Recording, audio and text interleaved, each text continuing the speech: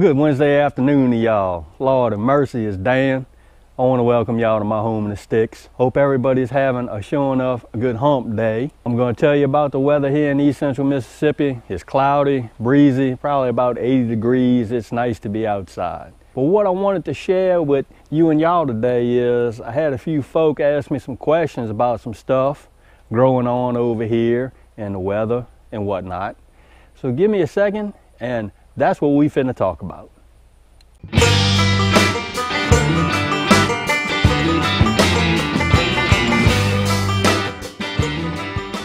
All right, y'all. Right off the bat, let's talk about the weather and Hurricane Michael that's out spinning around wherever it is. What I'm going to tell you is I had a few folk ask me if the Hurricane Michael is going to affect Mississippi. And I don't think that it is. I think, and from what I've seen, because we get some sure enough good weather information at the police department, but I think it's gonna touch Alabama, Georgia, and the Carolinas possibly. So I don't really think that it's gonna affect Mississippi much. And to be honest, I don't even think we're gonna get any range from it. But what we do have going on over here in Mississippi is we have a cold front that's moving in that's probably going to stall over Mississippi and provide us some rain, some much needed rain. To the folks that have asked about Hurricane Michael and what it could possibly do in Mississippi, I don't think it's going to come to Mississippi, and I'm thankful for that, but I'm praying for all of the folk in Alabama, Georgia, and the Carolinas. I sure hope that they don't suffer much from the effects of Hurricane Michael. So we're going to sure enough keep our YouTube family and friends that live in those states in our prayers.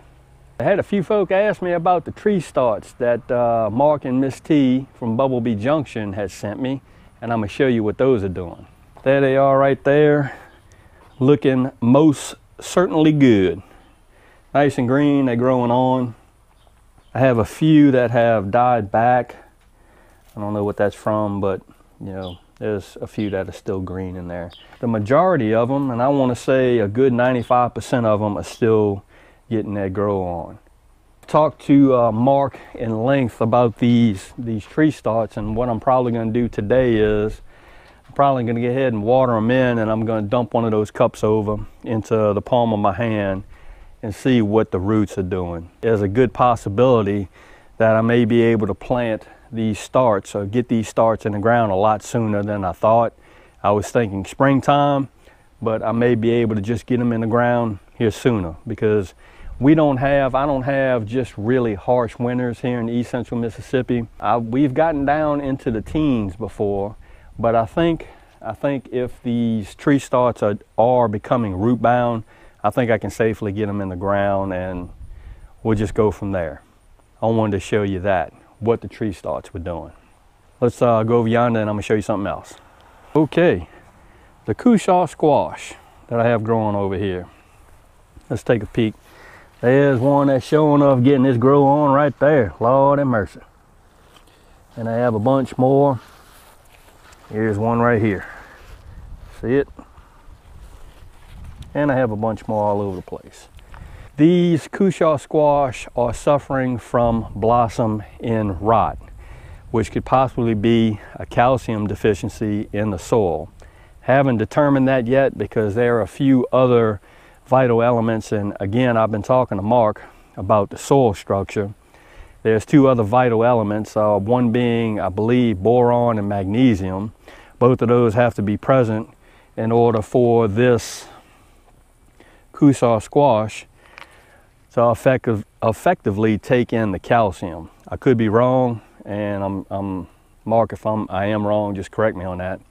But I do believe that may be the problem. I don't know if it's a calcium deficiency in the soil as of yet, but I'm just gonna roll with it like it is. I hate to lose any of these squash. This is my first time growing the Cushaw squash, and again, this raised bed certainly needs some work. I've amended it here and there. Maybe next year I'm gonna get this bed right, or both beds right. The other side of the 16-foot raised bed is growing really well, but this side I'm definitely gonna do some work on because I intend on planting some more squash in this bed in the future, or future growing seasons. You and y'all that have asked about what was going on with the Cushaw squash, because I believe I held up a little, one of the squash and I held it up and it had some blossom end rot.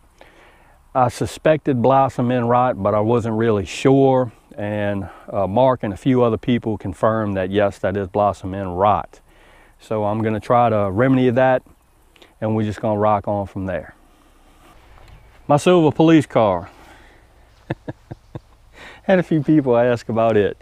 Yes, it's fast, it'll get on. It's a Charger, and I'll leave it at that. All right, y'all, it is gonna be a short video today. I wanted to address a few questions that folks have asked me about the weather and the squash and a few other things. And I thought today would be a good day to address those and just let you know what's going on. Mainly the weather. Don't think that Hurricane Michael is going to affect East Central Mississippi. Again, praying for all the folks in Alabama, Georgia, and the Carolinas. So we're going to keep them in our prayers. I hope everybody is having a sure enough good hump day, a safe one too. And if you like this video, go on and give it a thumbs up. They help. If you haven't subscribed to the Homeless 6 channel, y'all need to come on over here and give me a look, because I'm always doing stuff, really. And with that being said, you know what's coming. Dan Referee sure enough always gonna say it. Don't let nobody dull your shine. And I mean nobody. You sure enough get your shine on. And we will see you and y'all in the next video.